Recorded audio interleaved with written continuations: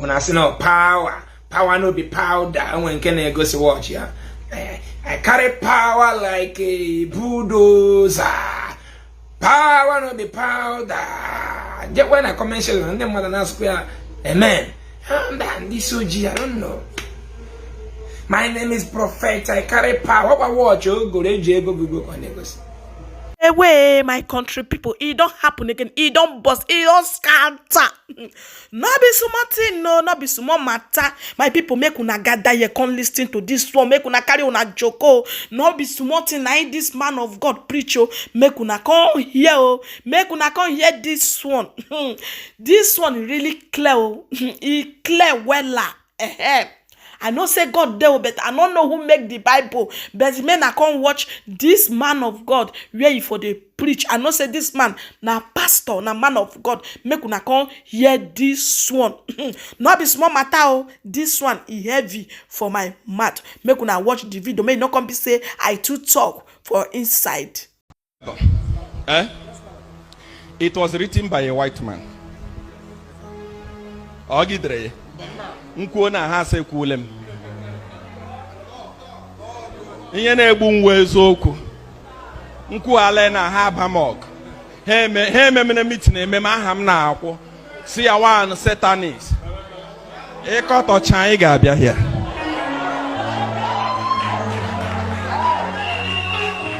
Who wrote this Bible? White man. Ogidre. I am on there. No, sir. You see this Bible? A white man that brought it to you will tell you that what matters is heaven. Ogasege, the love of money is the root of. Yeah, oga like ukulego. Ye kuchaya as onyoji, you believe it. Because ono indoji amamote brain naid. Okuchana yala, bia laro na office here. Bia no Bible. Ono chanya bia shite back to you. Sagi lekwe Bible la. The love of money is the root of all evil. I like ukulego. Ngwa wure Bible anye mego. Here se kwa now. Enokwa Papa ina boy station. Hey, the boy. Enwere na bookshop ị ga-abaga. Ikwe Bible ọnụ ya gwaga ọnụ ya gị fente. Onye dere inside that Bible so gị, what matters is heaven. White people will tell you what matters is heaven, but heaven doesn't matter to them.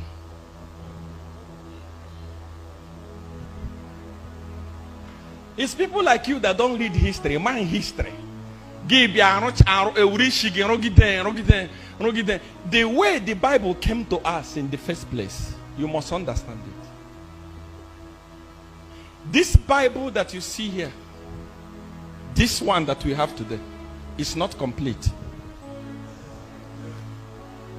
You go to Bible, I go original Bible on the Catholic, you understand what I'm talking about. Anywhere that favors black was removed. I'm telling you.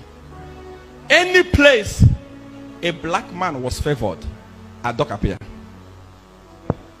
In your Frauen Dutch.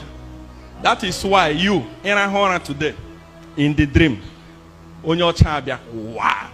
Also go to Noja, also go there so long as all on your hey, God, I thank you for the visitation. But I had the lona mpagi omna genwa wabia. Oji obi o ma bia nwere ihe o chere bia agwa gi. Hey, see Yawa na arola m lojo. Ka kwere ihe jikro m na onye nwuru anwu. Enwenye jikro gi lo onye nwuru anwu. Abraham ị na-akpọ God of Abraham o wonwu ha anwu.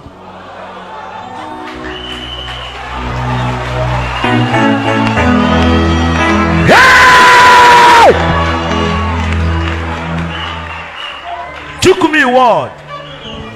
I want to open your brain. Open now. Even my eyes. Open everything. Both our eyes, open it. Give him bread and ear. In Africa today, you see, we are now trying our best to see maybe God can give us a leader. And everybody saying, Peter Obi, Peter Obi, Peter Obi, Peter. All of us love Peter Obi. But the day he win election and they inaugurated, in Dutch condition, if you don't agree, hey, Woki. The government of Tanzania, the president that took over a country, yes, I don't want law. Urego country, and I watch Tanzania. I will new happy here. Hey, boy. That's why, you know, I love Jesus. Nguma Bible. I love to concentrate on what Jesus is saying. And I don't read it as a fool. And when I hear him get gota, I say, Wale chanye ni but judicial yoma. Akike. I won't go chanye when dinga jinaka when dinga tufatu. That's the word.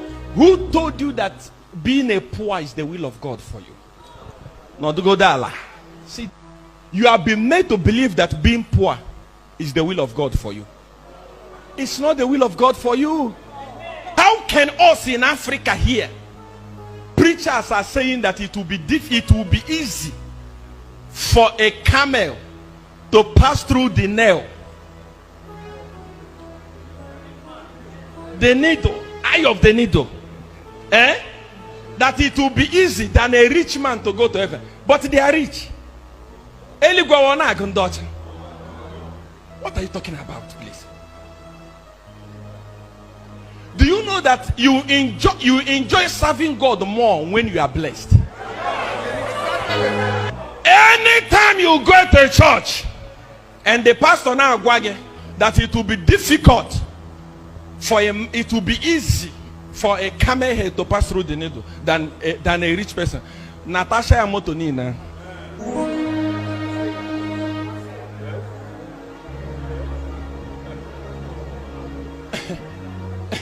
I'm telling you, there is nothing good about poverty.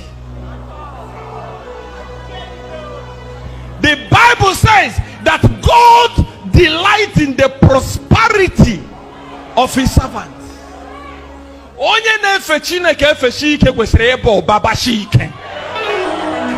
That shall be your story this week. That shall be your story. That shall be your story. That shall be your story.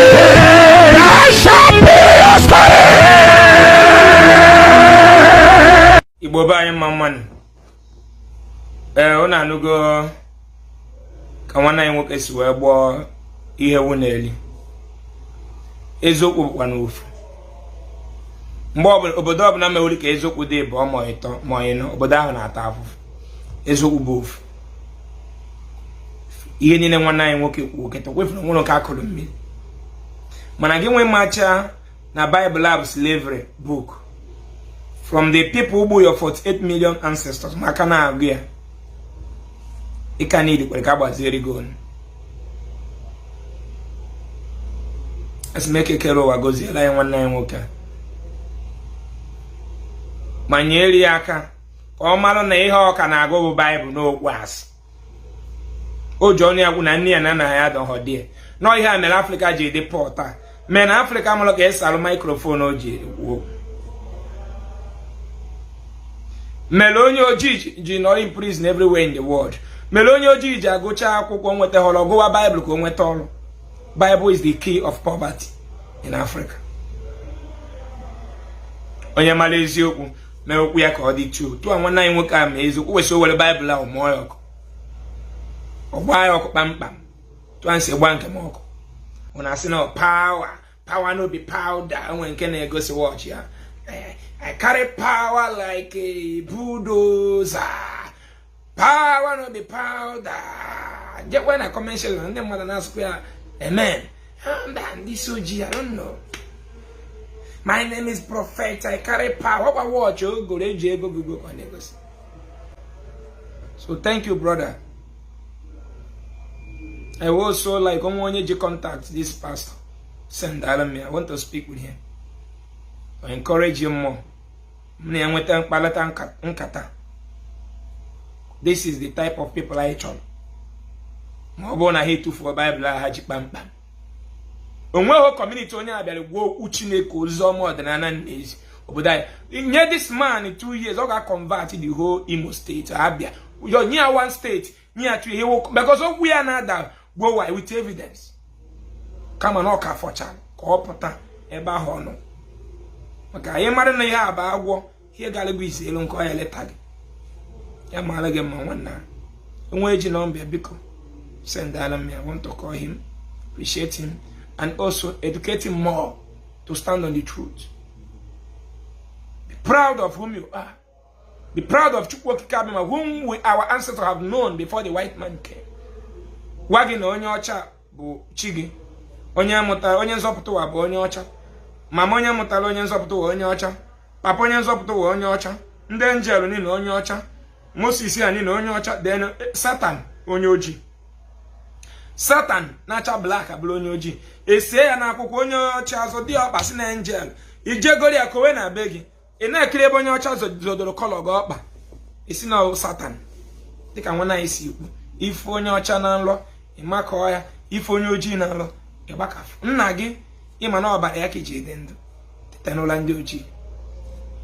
With ozi Chineke nụ n'ọnụ this young man.